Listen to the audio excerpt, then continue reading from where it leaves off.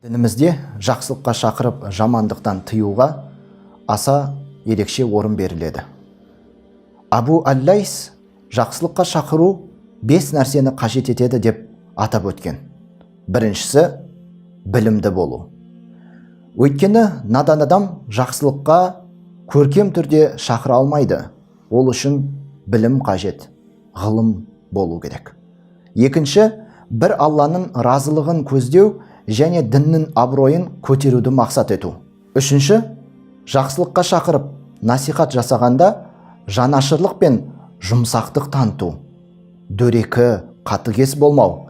Алла тағала Мұса алейхиссалам мен оның бауыры Харун алейхиссалам екеуіне Перғауынға барып насихат айтуды әмір еткенде, онымен, яғни Перғауынмен жұмсақ сөз сөйлеуді бұйырған еді.